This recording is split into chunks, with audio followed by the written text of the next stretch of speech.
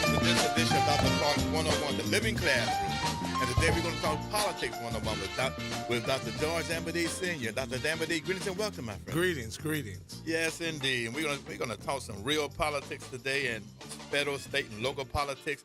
But there's a host of things that we've really got to look at that I think is also important.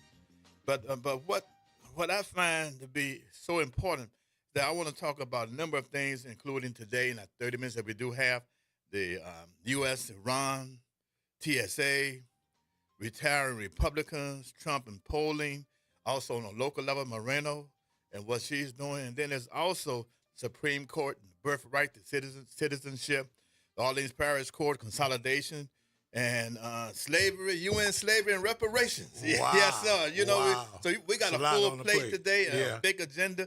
But I want to just begin first by talking about the U.S., United States, and this Iranian conflict. And when you come back again in 30 days, the president would have spoken on live television about Iran and what he expects to do and what we expect to happen. But I just wanted to get from a political scientist perspective and from your view, your world view, period.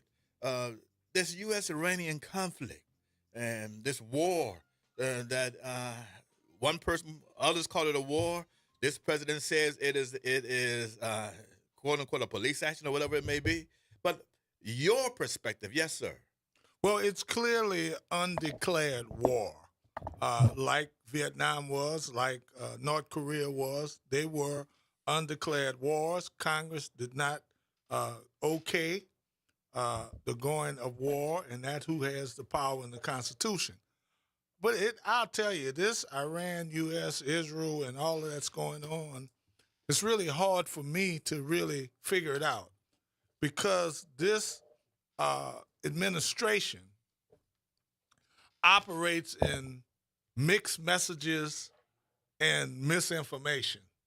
And so one day you may hear one thing that we're getting out. The next day you may hear that they intend to obliterate Iran. The next day they're thinking about sending troops to take control of the Straits of Hormuz. But the next day you might hear them saying, we don't care.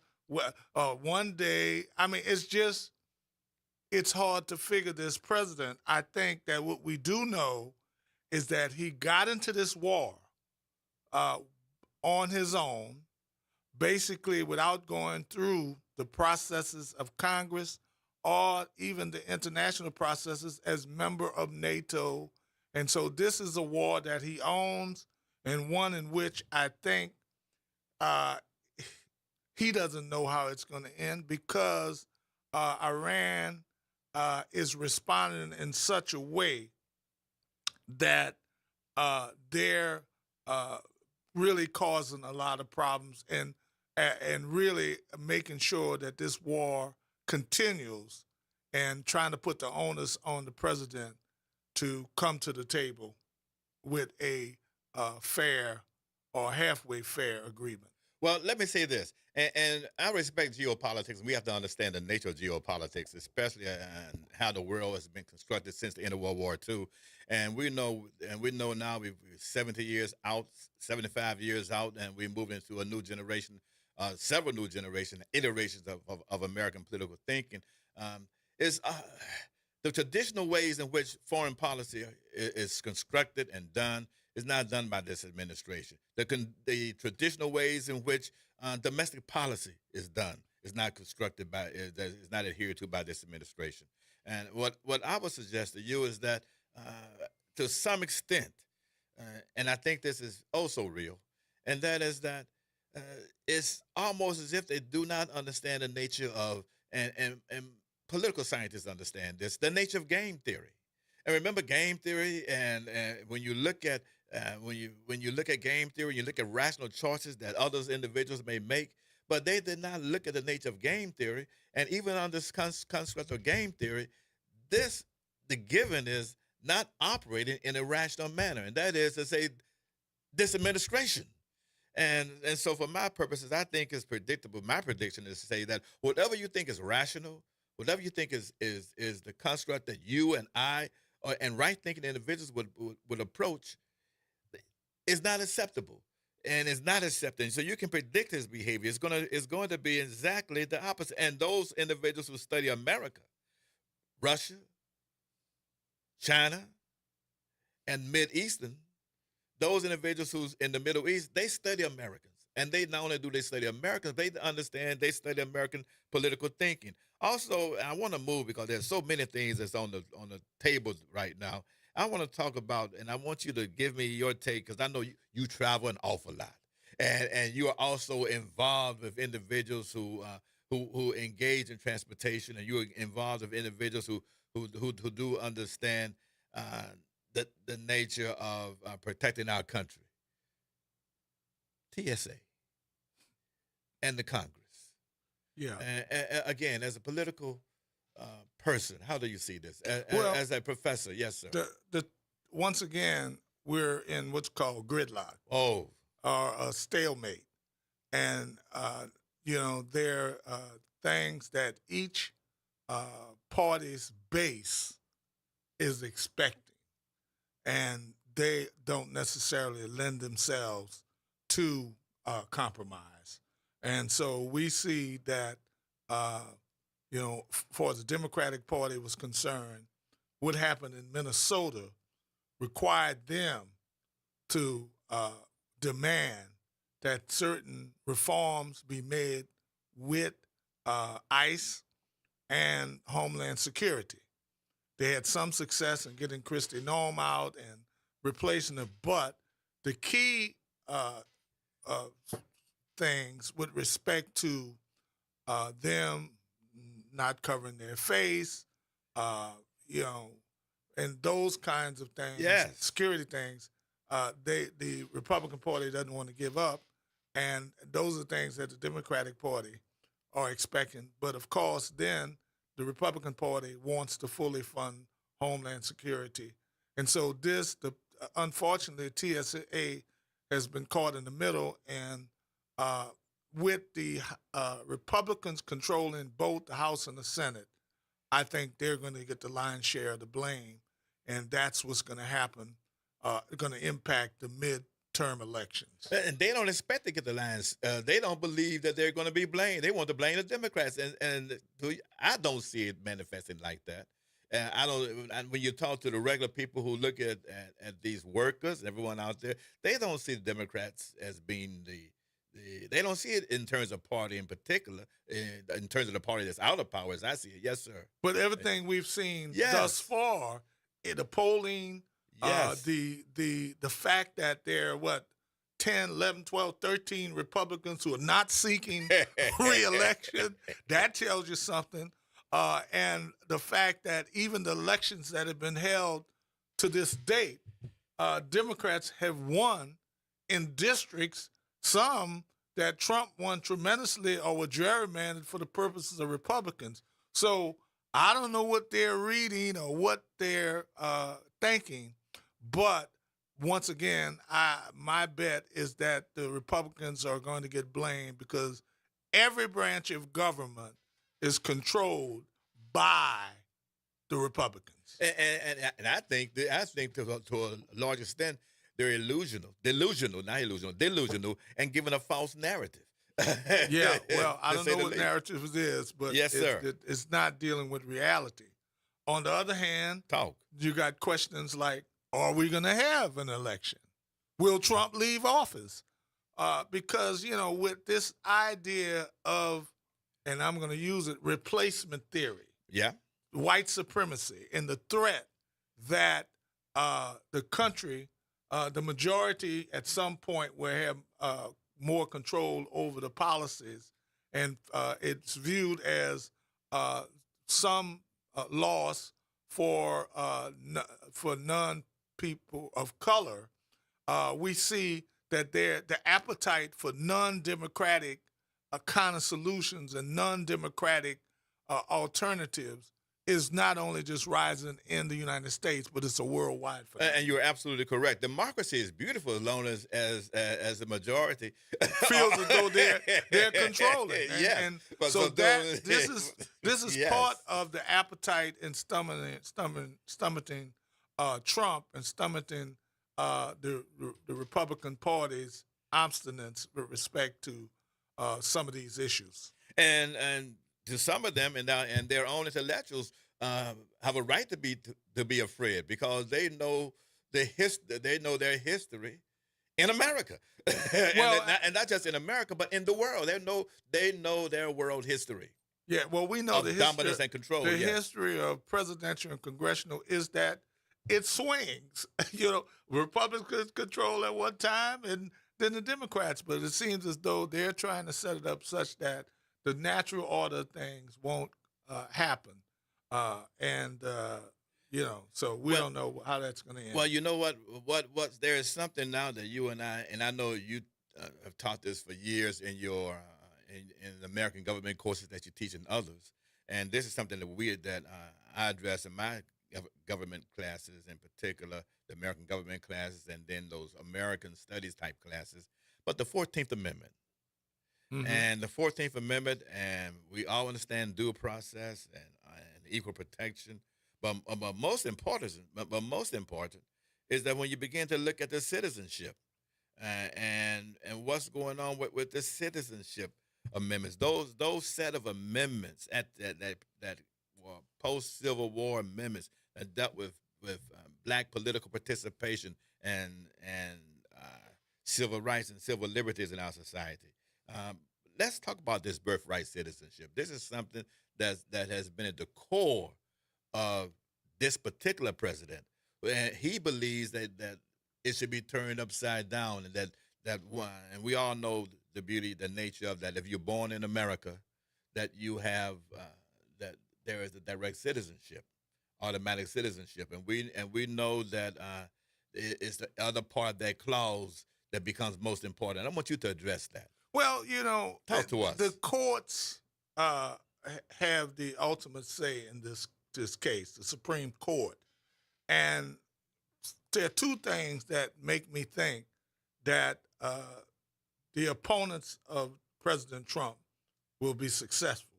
One is the idea that courts are either they deal with constitutional intent, original intent, or they deal with the Constitution as a living Constitution. That there's some factors that need to change from original thinking to fit to current times. And I just believe that just the arguments that we've seen from Roberts and Connie Barrett so far, that they're more into the strict constructionist type. And they're not going to make up something that's not in the Constitution, I tend to believe. And then the second thing is this Justice Department, this Trump legal team is weak. I mean, they're citing Elk versus Wilkins, which has to do with Native American citizenship, because at that time it was, but that's been overturned. And not only has it been overturned, Native Americans have always had a semi-sovereign status, that they have been recognized as being quasi-independent, but at the same time, they're citizens of the United States. That's why in the McGirt case in Oklahoma, they give them sovereignty over the criminal justice system, but come in and say the state still can.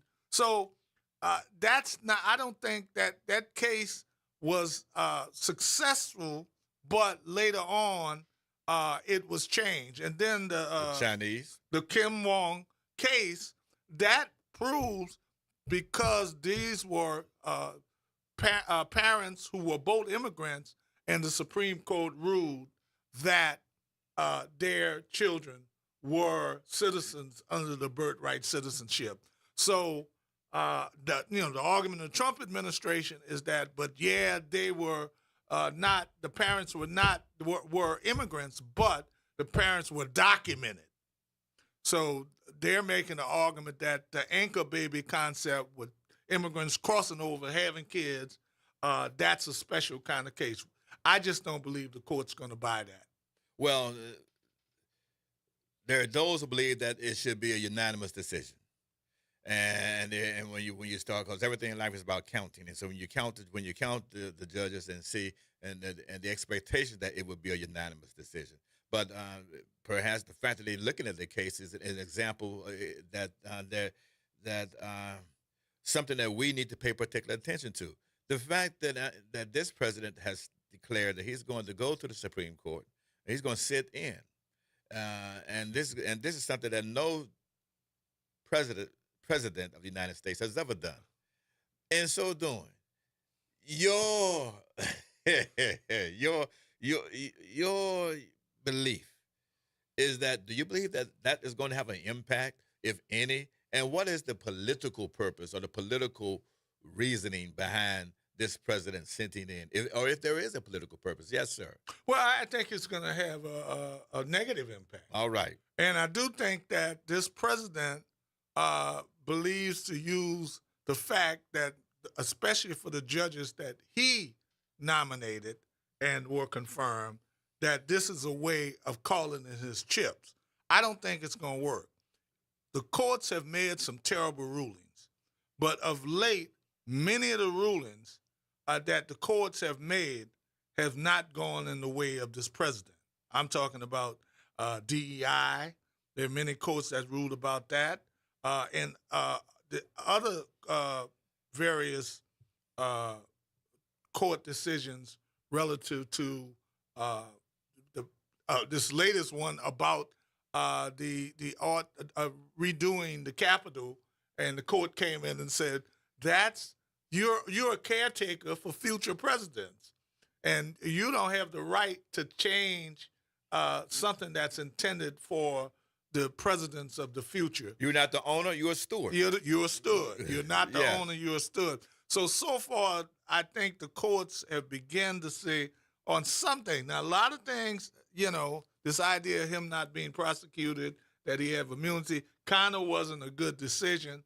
But more lately, especially the lower courts, you've had decisions that have outright, and I think it's attributed, in my opinion, to the weakness of his legal team, his attorney general and others, who are pressured by Trump to go along with whatever and find a rationale, even when there's no rationale. Well, it looks as though that it's almost run like a mob boss. Mob boss. And I'm going to come in, I'm going to sit in, I'm going to intimidate you. At the same time, I'm going to have individuals watch me and see what I do. Is there's a certain amount of theatrics which take place there. The nature of the American political system is that no matter who you may be, and you're not bigger than America. That's right. Especially when you put 420 some odd million people together in a multicultural society, there are a lot of checks, legal checks and extra legal checks on leadership. And that's one thing that individuals have to begin to know and to recognize in this society. And then you have the economic power brokers, too, who have to weigh in on it. So, Yeah, 100%. And the dilemma with the economic power brokers is that for them, the only sin is that they don't make money. Right. And so it's not about any moral. Their moral responsibility not at all. is to be capital, is to make capital and increase it. And so now, as you indicated, now we see that it may be slowing down or there may be a decline. Then it changes. Right. Let's talk about turning the conversation in minutes that we do have. To talk about this consolidation of the courts in Orleans Parish, and I know you want to address that. Yes, sir. Well, in the 64 parishes, the racial and ethnic background of the judges do not match the racial and ethnic background of the population in the state of Louisiana. The one parish that does reflect that is Orleans Parish. So I think it's rather odd that that's the parish that the state is going to demand a change that's really not based on any evidence, real study. You've seen the PAR has not come out in support of it. The Metropolitan Crime Commission is solid on it, and they're usually up there. So there's no metrics for the consolidation of the judges. If you compare the number of judges even in Baton Rouge with New Orleans, which has a lesser population, what they're recommending is not comparable. What I see happening is that the state has said, you have come to us and you said you're now dependent on us. You've gotten money from us. The mayor has come in and said she wants money returned for a past law that if we didn't have a sufficient number of police, that money would be returned. So I just think the state is, they see the relationship with New Orleans is a take. It's never been a give and take. And so what we see happening is it's a sly way, it's racial, but it's a sly way of the state legislature to get money, not being able to, not have to come up with the kind of money it needs to support a court system. Does the courts need some kind of reform? Maybe. But that should be based on a solid study of the number of cases, the complexity of the cases, and what is required to have an efficient, economic, and effective court system. And that's not happening. This is strictly political, and I think is a way of making sure the state doesn't return money or get money that it has put out for the bonds and for what Mayor Moreno has asked for in terms of returning money for those past ordinances. That's what I see happening. Yes, sir. And this whole thing called reform, I've always had a dilemma with the quote unquote reform as a construct and as a concept, because reform was never necessary, in particular in the South and Louisiana, in the South in general, and Louisiana in particular, until after at the end of the Civil War, when African Americans and former slaves went into power, right, and gained power, and became elected governor and all kind of other positions of power in the state of Louisiana. Then it was time for reform. Right, right. Well, we see the same parallel. We see the same parallel, and also this shakedown of Sewage and Water Board. Yeah. I mean, which has problems, but the mayor is the head of Sewage and Water Board. The council has representation.